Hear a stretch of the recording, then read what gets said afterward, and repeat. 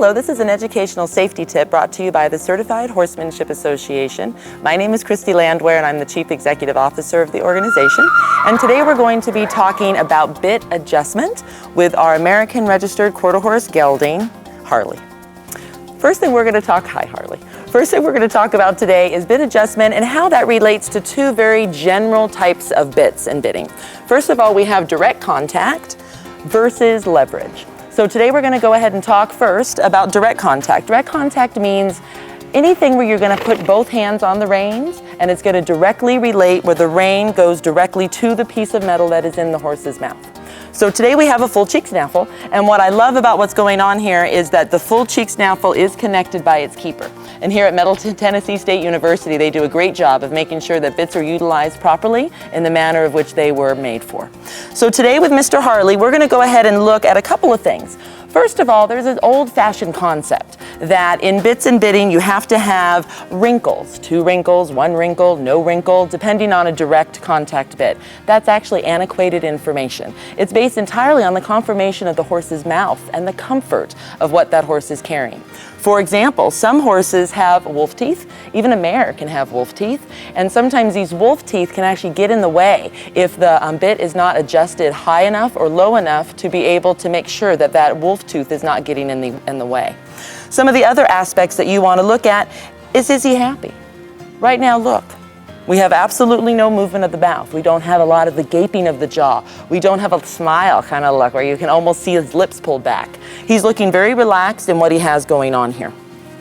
Another thing that you can do with bits is you want to be able to actually measure the bit inside the horse's mouth. So sometimes you can take a dowel when he has nothing in his mouth and actually put the dowel in his mouth just to kind of see the actual size. Then you take that out and you can actually measure it and say how many inches is that dowel. Some of your bits for the smaller mouth horses can be as small as 4 inches. Others can get up as big as almost 6 inches. Roughly around a 5-inch, 5.5 inches, your pretty typical size of bit. So you're also looking that they do not pinch the horse's lips right here. If your bit is too narrow and you haven't gotten the properly sized bit, you're going to end up having issues with your horse.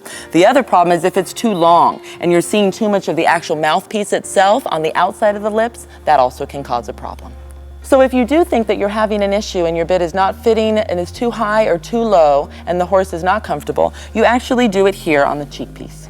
And you adjust it right here, and that is how you measure that. Now what happens oftentimes is somebody will set this, as this is not part of what we undo when we take off a bridle. We undo, of course, the cavazon, noseband, or we undo here at the throat latch, and we normally leave the cheek pieces alone.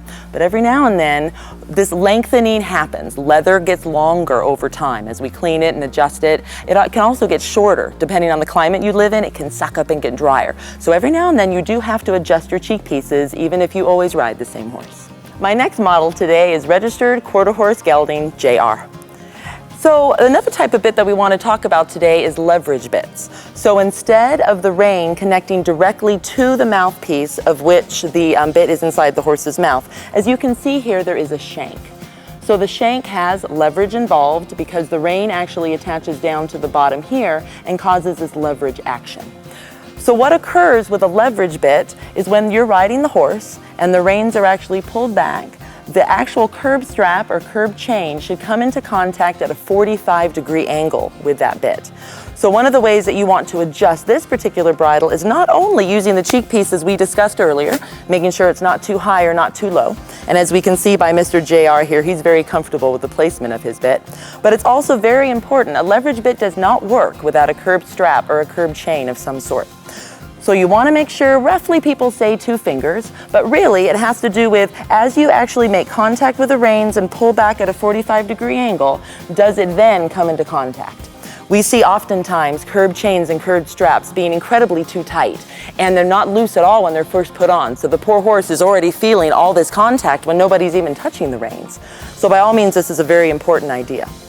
The next important idea in regards to the curb chain or the curb strap is making sure that it's smooth.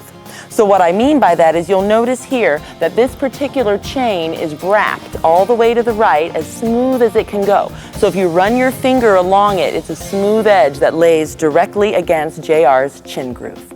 There is also an issue if your curb chain or curb strap is too long, because what happens then is just like you don't have one at all. Because when you go to actually check and release or make contact with the bridle, this is never going to touch the chin groove, thereby not allowing the actual bit to work in its proper manner. Leverage not only relates to what goes on below the mouthpiece, right here, but also to what goes on above.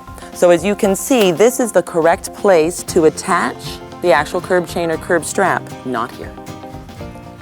Thank you so much for watching today. This has been a safety video brought to you by the Certified Horsemanship Association.